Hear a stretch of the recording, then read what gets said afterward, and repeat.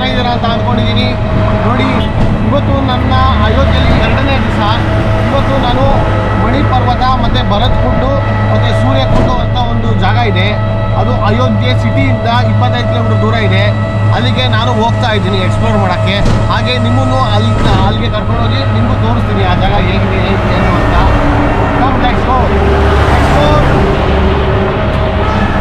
Explore ಭರತ್ಕುಂಡ್ ಮಣಿಪರ್ವತ. NH 28 ಹೋಗ್ತಾ ಇದ್ದೀನಿ. ಇಲ್ಲೊಂದು ಫುಲ್ ಟ್ರಾಫಿಕ್ಕು, ಸಿಕ್ಕಾಪಟ್ಟೆ ಲಾರಿಗಳು ಓಡಾಡ್ತಾ ಇದ್ದಾವೆ ಈ ರೋಡಲ್ಲಿ. ಡೆಲ್ಲಿ ರೋಡ್ ಇದು. ಇಲ್ಲಿಂದ ನಾವು ಹೋಗ್ತಿರೋ ರೂಟಲ್ಲಿ ಸ್ಟ್ರೈಟ್ ಹೋದರೆ 675 ಕಿಲೋಮೀಟರ್ ಹೋದರೆ ನಮಗೆ ಡೆಲ್ಲಿ ಸಿಗುತ್ತೆ. 130 ಕಿಲೋಮೀಟರ್ ಹೋದರೆ ನಮಗೆ ಲಕ್ನೋ ಸಿಗುತ್ತೆ. ನೋಡಿ, ಏರ್ಪೋರ್ಟ್ಗೂ ಇದೇ ರೂಟಲ್ಲಿ ಹೋಗ್ಬೇಕಾಗಿದೆ ನಾವು. ಹಾಗೆ ನೋಡಿ, ಸಿಕ್ಕಾಪಟ್ಟೆ ಓಡಾಡ್ತಿದ್ದಾರೆ ನೋಡಿ. ಈ ರೋಡ್ ಮಾತ್ರ ಭಾಳ ಚೆನ್ನಾಗಿ ಮಾಡಿದ್ದಾರೆ ನೋಡಿ. ಎಲ್ಲ ಇದು ಅಯೋಧ್ಯೆಗೆ ಹೋಗೋ ರೋಡು ಅಂತ ಎಲ್ಲ ಹೊಸ್ದಾಗಿ ಮಾಡಿರೋದಿದೆ ರೋಡೆಲ್ಲ. ಇದೆಲ್ಲ UPಯ ಹಳ್ಳಿಗಳು ಯಾವ ಥರ ಇರ್ತವೆ ಅಂತ ನೋಡಿ. ಈ ಥರ ಇರ್ತಾವೆ ನೋಡಿ. ಪ್ಲಾಸ್ಟಿಕ್ ಇಲ್ಲ ಬಿಲ್ಡಿಂಗ್ಗಳೆಲ್ಲ, ಪ್ರತಿಯೊಂದು ಯಾವುದೇ ಬಿಲ್ಡಿಂಗ್ ನೋಡಿರಿ ನೀವು, ಯಾವಕ್ಕೂ ಪ್ಲಾಸ್ಟಿಕ್ ಇರಲ್ಲ.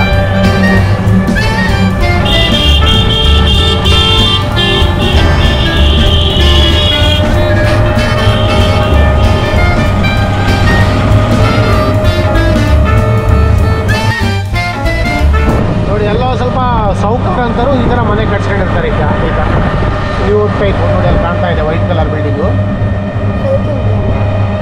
ಹಳ್ಳಿ ಗೌಡ್ರಮ್ಮನ ಇರ್ತಾರಲ್ಲ ಆ ಥರದ್ದು ಈ ಥರ ಕಟ್ಟಿಸ್ಕೊಂಡಿರ್ತಾರೆ. ಈ ಥರ ಎಲ್ಲ ಇದೇ ಥರ ಮನೆ, ಪ್ಲಾಸ್ಟಿಕ್ ಇಲ್ಲ ಏನಿಲ್ಲ ನೋಡಿ.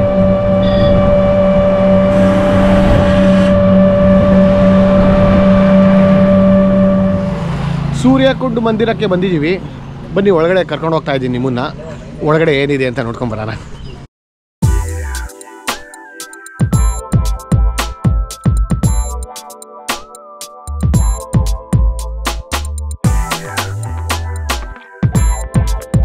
ದಶರಥ, ಶ್ರೀರಾಮ ಇವರೆಲ್ಲ ಶೂರವಂಶದವರು. ಇವರು ದಿನ ಬೆಳಗ್ಗೆ ಎದ್ದು ಸೂರ್ಯನ ಪೂಜೆ ಮಾಡ್ದಲೇ ಇದ್ದರೆ ಇವ್ರ ದಿನವೇ ಸಾಗ್ತಾ ಇರಲಿಲ್ಲ. ಅದಕ್ಕೋಸ್ಕರನೇ ಇವರು ಈ ಜಾಗದಲ್ಲಿ ಸೂರ್ಯನಿಗೆ ಸಪ್ರೇಟಾಗಿ ದೇವಸ್ಥಾನ ಮಾಡಿದ್ದಾರೆ. ಅದಕ್ಕೆ ಸೂರ್ಯಕುಂಡ ಅಂತ ಹೆಸರಿಕ್ಕಿದ್ದಾರೆ. ಈಗ ನೋಡಿ, ಇಲ್ಲೊಂದು ಯಾವುದೋ ಶನಿದೇವನ ಮಂದಿರ ಇದೆ. ಸೂರ್ಯನ ಮಗನಾದ ಶನಿದೇವರ ಗುಡಿ ಇದು. ಶನಿದೇವರ ಆಶೀರ್ವಾದ ಪಡ್ಕೊಳ್ಳಿ ನೀವು ಇಲ್ಲಿಂದಾನೆ. ಪೂಜಾರು ಪೂಜೆ ಮಾಡ್ತಾ ಇದ್ದಾರೆ ಶನಿದೇವರಿಗೆ. ನೋಡಿ, ಇದೇ ಸೂರ್ಯಕುಂಡು ಅಂದರೆ ಕಲ್ಯಾಣಿ ಇದು. ಸೂರ್ಯಕುಂಡಲ್ಲಿ ಮೀನುಗಳು ನೋಡಿ ಎಷ್ಟೊಂದಿದ್ದಾವೆ. ಇಲ್ಲೆಲ್ಲ ಜನಗಳು ಮೀನುಗಳಿಗೆ ಕಳ್ಳಪುರಿ ಹಾಕ್ತಾರೆ ತಿನ್ನಲಿ ಅಂತ. ನನಗೆ ಗೊತ್ತಿದೆ, ನಾನು ತಗೊಂಬರ್ತಿದ್ದೆ ಕಳ್ಳಪುರಿನ. ನೋಡಿ ಮೀನುಗಳು, ನೋಡಿ ಮೀನುಗಳು ಸಿಕ್ಕಾಪಟ್ಟೆ ಇರೋ ಗುರು ಮೀನುಗಳು ಅಂತೂ ಇಲ್ಲಂತೂ. ನೋಡಿ ಚಿಕ್ಕ ಚಿಕ್ಕ ಮೀನುಗಳು.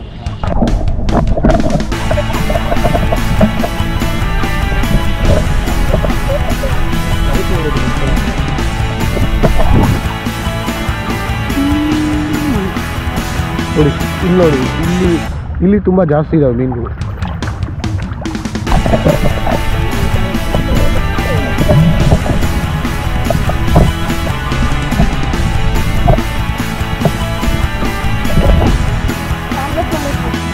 ನೋಡಿ, ಇವ್ರು ಯಾರೋ ಸೂರ್ಯ ವಂಶದವರು ಸೂರ್ಯ ನಮಸ್ಕಾರ ಮಾಡ್ತಾ ಇದ್ದಾರೆ.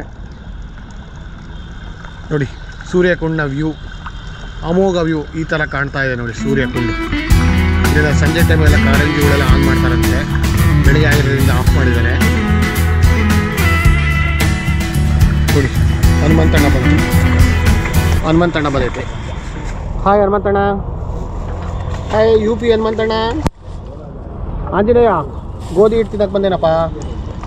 ಗೋಧಿ ಹಿಟ್ಟು ತಿಂತೈತೆ ನೋಡ್ರಿ ಆಂಜನೇಯ, ಹೆಂಗೆ ತಿಂತೈತೆ ನೋಡ್ರಿ ಅದು. ನೋಡಿ ನೋಡುತ್ತೆ, ಗುರಾಯಿಸುತ್ತೆ ನನ್ನ. ಅಯ್ಯಪ್ಪ ಎಷ್ಟಪ್ಪ ಐತೆ ನೋಡ್ರಿ ಅದು ಕೋತಿ. ಹಾಂ ನೋಡ್ರಿ ಮೀನುಗಳು ನೋಡ್ರಿ, ಮೀನುಗಳು ಕೈ ಇಟ್ಟರೆ ಕೈ ಕಡಿತಾವಂತೆ ನೋಡ್ರಿ ಮೀನುಗಳು, ಅಂಥ ಮೀನುಗಳು. ಪಾಪ ಈ ಅಂಕಲ್ಲು ಮೀನುಗಳ್ಗೆ ಹಾಕೋಕ್ಕೆ ಅಂತ ಗೋಧಿ ಹಿಟ್ಟನ್ನ ಮಾಡ್ಕೊಂಬಂದಿದ್ರೆ ಕೋತಿ ಬಂದ್ಬಿಟ್ಟು ಒತ್ಕೊಂಡು ಹೋಗ್ತದ ಗೋಧಿ ಹಿಟ್ಟನ್ನ. ತಗೊಂಡೋಗಿ ಅಲ್ಲಿ ನೆಳ್ಳ ಕೂತ್ಕೊಂಡು ತಿಂತಾ ಆಯ್ತು ಅಲ್ಲಿ ಹಿಂದೆ. ನೋಡಿ ಸೂರ್ಯ ಟೆಂಪಲ್ಗೆ ಹೋಗೋ ದಾರಿ ಇದು. ಬೆಳಗ್ಗೆ ಜಾವ ಆಗಿರೋದ್ರಿಂದ ಜನ ಸ್ವಲ್ಪ ಕಡಿಮೆ ಇದ್ದಾರೆ, ಆಮೇಲೆ ಜನ ಜಾಸ್ತಿ ಬರ್ಬೋದೇನೋ. ನೋಡಿ, ದೇವಸ್ಥಾನದ ಮೇಲ್ಗಡೆಯಿಂದ ಈ ಥರ ಕಾಣ್ತಾ ಇದೆ ವ್ಯೂ. ವಾಹ್, ಇಲ್ಲಿ ನನ್ನ ವ್ಯೂ ಭಾಳ ಚೆನ್ನಾಗಿದೆ ಗುರು. ಮೇಲ್ಗಡೆಯಿಂದ ಚೆನ್ನಾಗಿ ಕಾಣ್ತಾ ಇದೆ. ಕುಂಡ ಅಂದರೆ ಕಲ್ಯಾಣಿ ಅಂತ.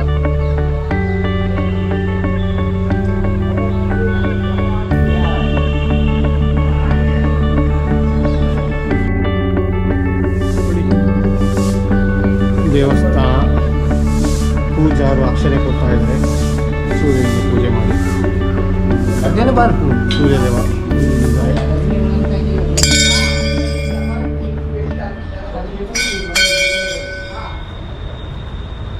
ಎಲ್ಲರೂ ಸೂರ್ಯದೇವನ ಆಶೀರ್ವಾದ ಪಡ್ಕೊಳ್ಳಿ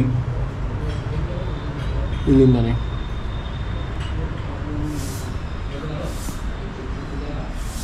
ಒಂದು ಈಶ್ವರನ ದೇವಸ್ಥಾನವೂ ಇದೆ ನೋಡಿ, ಸೂರ್ಯನ ದೇವಸ್ಥಾನದ ಮುಂದೆ. ಹಾಗೆ ಒಂದು ಮಿನಿ ಪಾರ್ಕ್ ಕೂಡ ಇದೆ. ನಮ್ಮ ಇವತ್ತಿನ ಬ್ರೇಕ್ಫಾಸ್ಟು ಸಮೋಸ ಮತ್ತು ಜಿಲೇಬಿಯೊಂದಿಗೆ ಶುರುವಾಗಿದೆ. ನೋಡಿ, ಇಲ್ಲಿ ಯಾವುದೋ ಒಂದು ಪೆಟ್ಟಿ ಅಂಗಡಿಲಿ ಸಮೋಸ ತಿಂತಿದ್ದೀವಿ. ನೋಡಿ, ಇದೆ ಪೆಟ್ಟಿ ಅಂಗಡಿ. ನೋಡಿ, ಸಮೋಸ ಜಿಲೇಬಿ. ಇವತ್ತು ನಮ್ಮ ಬ್ರೇಕ್ಫಾಸ್ಟ್ ಇದೆ, ಸಮೋಸ ಮತ್ತು ಜಿಲೇಬಿ. ನೋಡಿ, ಇದು ಆಂಜನೇಯನ ಪಾದ ಇದೆ ಅಂತ ಹೇಳಿ. ಭರತ ಮತ್ತು ಆಂಜನೇಯ ಸ್ವಾಮಿ ಮೀಟ್ ಆದ ಜಾಗ ಇದು. ಆ ಜಾಗದಲ್ಲಿ ಇದ್ದೀವಿ ನಾವೀಗ. ನೋಡಿ, ಅದೇ ದೇವಸ್ಥಾನ ಇದು. ನೋಡಿ, ಇದು ಇಲ್ಲಿ ಒಂದು ಹನುಮಾನ್ಜಿ ಅಂದರೆ ಹನುಮಂತನ ದೇವಸ್ಥಾನ ಇದೆ. ಹಾಗೆ ಭರತ್ ಕುಂಡ್ ಅಂತಲೂ ಇದೆ. ಭರತ್ ಕುಂಡ್ ಅಂತ ಆವಾಗಲೇ ನಾವು ಫಸ್ಟ್ ಹೋಗಿದ್ದು ಯಾವುದದು ಸೂರ್ಯಕುಂಡು, ಇದು ಭರತ್ ಕುಂಡ್ ಅಂತ ಇದು. ಹಾಗೆ ಹನುಮಂತನ ಪಾದನೂ ಇಲ್ಲಿ ಇದೆ, ಇಲ್ಲಿ ಈ ಜಾಗದಲ್ಲಿ. ಹಾಗೆ 76 ಪುಣ್ಯ ಜಲಗಳ ಹೊಂಡ ಬೇರೆ ಇದೆ ಅಂತ ಇಲ್ಲಿ. 76 ಪುಣ್ಯ ಜಲಗಳ ಹೊಂಡ, ಅದನ್ನು ನಾನು ನಿಮಗೆ ತೋರಿಸ್ತೀನಿ, ಬನ್ನಿ ನೋಡೋಣ.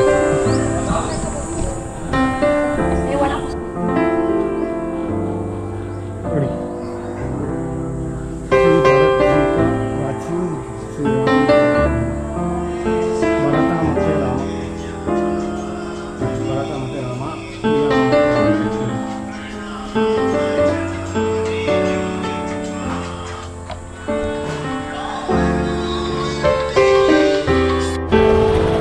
ನೋಡಿ, ಇದು ಭರತ ಮತ್ತು ಹನುಮಂತ ಸೇರಿದ ಜಾಗ ಇದು. ಭರತ ಹನುಮ ಮೀಟ್ ಆದ ಜಾಗ ಇದು. ನೋಡಿ, ಶ್ರೀ ಭರತ್ ಹನುಮಾನ್ ಮಿಲ್ನ ಮಂದಿರ್ ಅಂತ ಮಾಡಿದ್ದಾರೆ, ಅವರಿಬ್ಬರು ಸೇರಿದ ಜಾಗ ಅಂತ ನೋಡಿ. ಹಾಗೆ ಇಲ್ಲಿ ದಕ್ಷಿಣಾಮೂರ್ತಿ ಪ್ರಾಚೀನ ಶ್ರೀ ಭರತ್ ಕೃಪಾ ಸ್ವಾಮಿ ಪಾದ ಬೇರೆ ಇದೆ. ನೋಡು, ಭರತ ಆಂಜನೇಯನ ಕುರಿತು ತಪಸ್ ಮಾಡಿದ ಜಾಗ ಅಂತ ಇದು. ನೋಡಿ, ನೋಡಿ ಇದೇ ಜಾಗ ಅದು. ಭರತ ಆಂಜನೇಯನ ಧ್ಯಾನ ಮಾಡಿ ತಪಸ್ ಮಾಡಿದ ಜಾಗ ಇದು. ಇದೇ ಜಾಗ ಅಲ್ಲೇ ಮಾಡಿದ್ದಾರೆ. ಕೆಳಗಡೆ ಭರತನ ಮೂರ್ತಿ ಇದೆ.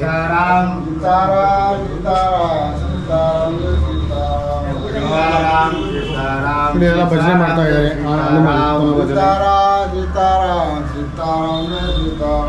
सीताराम सीताराम सीताराम जय सीताराम सीताराम सीताराम सीताराम जय सीताराम सीताराम सीताराम सीताराम जय सीताराम सीताराम सीताराम सीताराम जय सीताराम सीताराम सीताराम जय सीताराम. ಇಲ್ಲಿನ ಜನಗಳು ತುಂಬಾ ಈ ಜಾಗಕ್ಕೆ ನಡ್ಕೊತಾರೆ, ಅಂದರೆ ಈ ಜಾಗಕ್ಕೆ ನಡ್ಕೊತಾರೆ, ಅಂದರೆ ಪೂಜೆ ಸಲ್ಲಿಸ್ತಾರೆ ಇಲ್ಲಿ ಸ್ವಾಮಿಗಳಿಗೂ ಎಲ್ಲರಿಗೂ.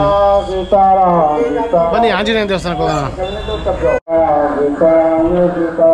ನೋಡಿ, ಹನುಮಂತನ ವಿಗ್ರಹ ದೇವಸ್ಥಾನ ಇದು. ಭರತ್ ಹನುಮಾನ್ ಮಿಲ್ನ ಮಂದಿರ್ ಸೇರಿ ಜಾಗದಲ್ಲೇ ಮಂದಿರ ಮಾಡಿಬಿಟ್ಟಾರೆ ಜನ.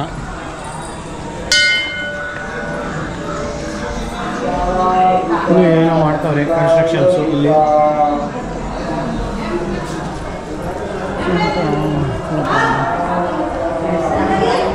ನೋಡಿ, ಶ್ರೀರಾಮ ಲಕ್ಷ್ಮಣ ಭರತ ಫುಲ್ ಫೋಟೋ ಇದೆ, ಎಲ್ಲ ಫುಲ್ ಸೆಟ್ ಇದೆ ಫೋಟೋ.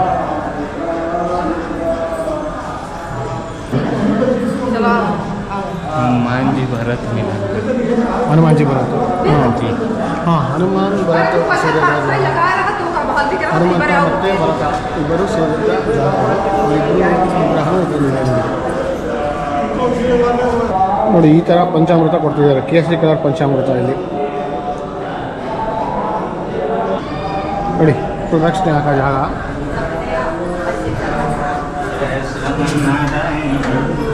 जय श्री राम जय राम जय जय राम श्री राम जय राम जय श्री राम श्री राम जय राम जय जय. ಇದೊಂಥರ ನಿಗೂಢವಾಗಿದೆ ಗುರು ದೇವಸ್ಥಾನ. ಇಲ್ಲಿ ನೋಡ್ರಿ ಅಂಡರ್ ಗ್ರೌಂಡ್ ಎಲ್ಲ ಐತೆ. ಅಂಡರ್ ಗ್ರೌಂಡು ಮತ್ತು ಗೋಪುರಕ್ಕೆ ಹೋಗೋಕ್ಕೆ ಜಾಗ ಎಲ್ಲ ಐತೆ. ಅಂಡರ್ ಗ್ರೌಂಡಾಗೆಲ್ಲ ಜನ ಓಡಾಡ್ತಾರೆ. ಹಾಂ, ಅಂಡರ್ ಗ್ರೌಂಡಲ್ಲಿ ದೇವಸ್ಥಾನ ದೇವರಿದೆ ಗುರು. ಯಾವುದೋ ಒಂದು ಪಾದುಕಾ ದರ್ಶನ ಅಂತ ಇದೆ. ಕೆಳಗಡೆನೂ ದೇವಸ್ಥಾನ ಇದೆ ಒಂದು.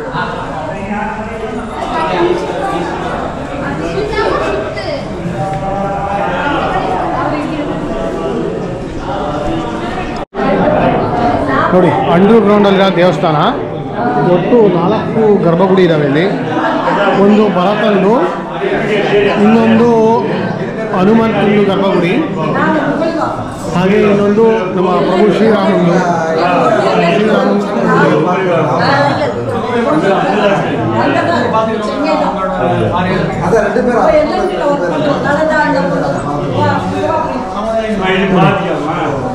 ಯಾರು ತಮಿಳ್ನಾಡಿಂದ ಗ್ಯಾಂಗ್ಗೆ ಬಂದಿದ್ದಾರೆ, ಅವರೆಲ್ಲ ಶ್ರೀರಾಮನ ದರ್ಶನ ಪಡಿತಾ ಇದ್ದಾರೆ.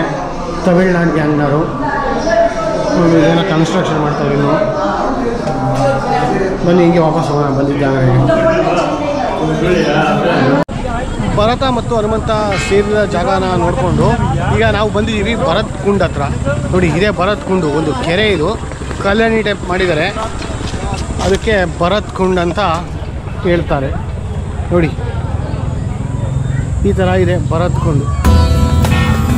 ಭರತನಿಗೋಸ್ಕರ ನಿರ್ಮಾಣ ಮಾಡಿರೋ ಕಲ್ಯಾಣಿ ಇದು, ಅದಕ್ಕೆ ಭರತ್ ಕುಂಡ್ ಅಂತಾರೆ. ನೋಡಿ, ಎಲ್ಲ ಜನ ಸ್ನಾನ ಮಾಡ್ತಾ ಇದ್ದಾರೆ ಕೆಲವರು. ನೋಡಿ, ಈ ಭರತ್ ಕುಂಡು ಮತ್ತು ಭರತ್ ಹನುಮಾನ್ ಮಿಲನ್ ಟೆಂಪಲ್ಲು ಇದೆಲ್ಲ ಇರೋದು ನಂದಿ ಗ್ರಾಮದಲ್ಲಿ. ಇದು ಅಯೋಧ್ಯೆ ಮೈನ್ ಸಿಟಿಯಿಂದ 20 ಕಿಲೋಮೀಟ್ರ್ ದೂರದಲ್ಲಿದೆ ಈ ಜಾಗ, ನಂದಿ ಗ್ರಾಮ ಅಂತ. ಈಗ ನಾವು ಹೋಗ್ತಾ ಇದ್ದೀವಿ ಮಣಿಪರ್ವತ. ಮಣಿಪರ್ವತದ ಹತ್ರ ನಮ್ಮ ಪ್ರಯಾಣ ಸಾಗುತ್ತಾ ಇದೆ. ಬನ್ನಿ, ನಿಮ್ಮನ್ನು ಕರ್ಕೊಂಡು ಹೋಗ್ತಿದ್ದೀನಿ. ಭರತ್ ಕುಂಡಿನ ನಾನು ಬಂದಿದ್ದೀನಿ. 27 ತೀರ್ಥಂಕರ್ ಜಲ್ ಅಂತ ಕರೀತಾರೆ ಜನ ಇಲ್ಲಿ. ಅಂದರೆ 27 ಪುಣ್ಯ ನೀರು ಇರೋ ಜಲ ಅಂತ, 27 ಪುಣ್ಯ ನೀರಿರೋ ಜಲ ಅಂತ ಕರೀತಾರೆ. 27 ತೀರ್ಥಂಕರ್ ಜಲ್ ಅಂತ ಇದನ್ನು. ಬನ್ನಿ ನೋಡೋಣ.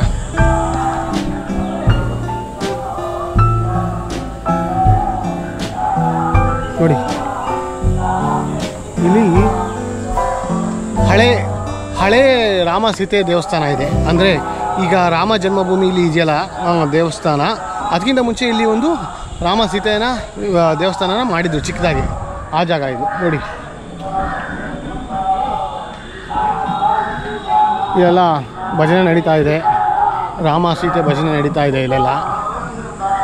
ಪ್ರಾಚೀನ ಶ್ರೀರಾಮ್ ಜಾನಕಿ ಮಂದಿರ, ಶ್ರೀ ಭರತ್ ತಪಸ್ಥಳ, ಭರತ ತಪಸ್ ಮಾಡಿದ ಜಾಗ. ಆಗಲೇ ನಿಮಗೆ ತೋರಿಸಿದ್ನಲ್ಲ ಒಂದು ಗುಹೆ ಒಳಗೆ, ಆ ಜಾಗದಲ್ಲೇ ಭರತ ತಪಸ್ ಮಾಡಿದ ಜಾಗ ಅದು. ಹನುಮಂತನ ಕುರಿತು ತಪಸ್ ಮಾಡಿದ ಜಾಗ ಅದು. ನೋಡಿ, ಸೀತಾರಾಮ ಇದ್ದಾರೆ ಇಲ್ಲಿ.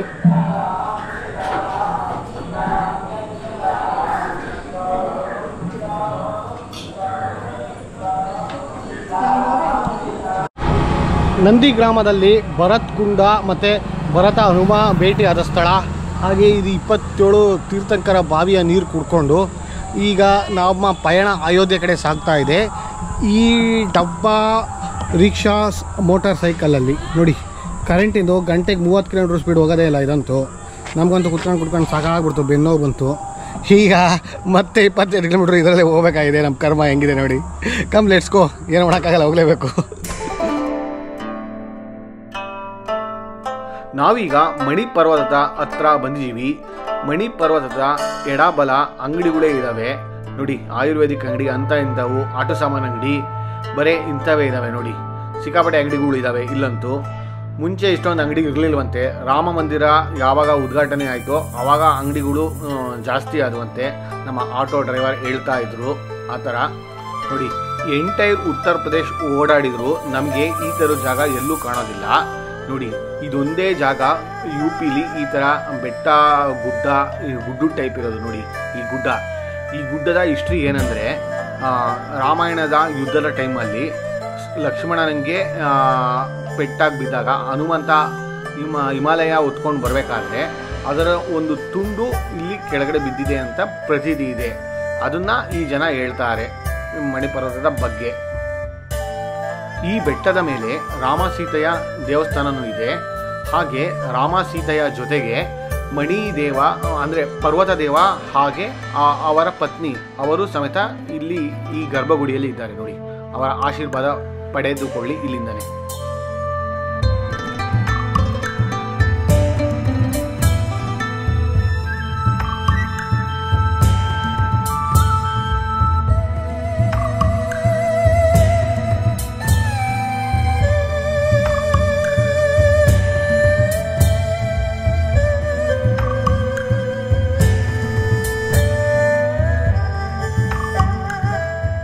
ಇಲ್ಲಿಂದ ನಮಗೆ ಎಂಟೈರ್ ಅಯೋಧ್ಯ ವ್ಯೂ ಕಾಣುತ್ತೆ ನೋಡಿ.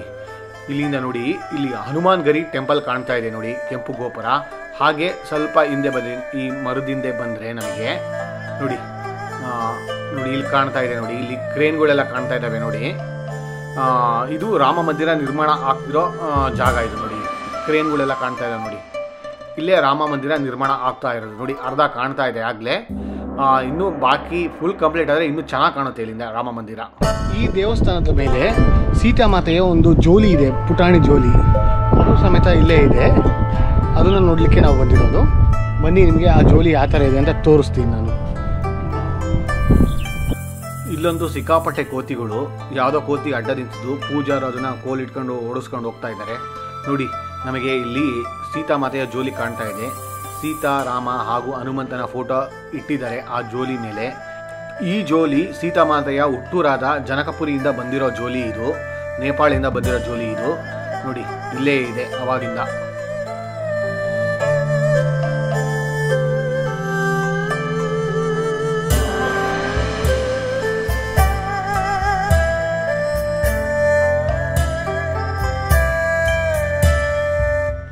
ಈ ವಿಡಿಯೋ ಇಷ್ಟ ಆಗಿದರೆ ಎಲ್ಲ ಲೈಕ್ ಮಾಡಿ, ಹಾಗೆ ಸಬ್ಸ್ಕ್ರೈಬ್ ಮಾಡೋ ಮೂಲಕ ನಿಮ್ಮ ಸಪೋರ್ಟ್ನ ನನ್ನ ಮೇಲೆ ಇಡಿ ಅಂತ ನಾನು ನಿಮ್ಮನ್ನ ಈ ಮೂಲಕ ಕೇಳ್ಕೊತಾ ಇದ್ದೀನಿ. ಅಲ್ಲಿವರೆಗೂ ಬಾಯ್ ಬಾಯ್ ಫ್ರಮ್ ಅಯೋಧ್ಯ.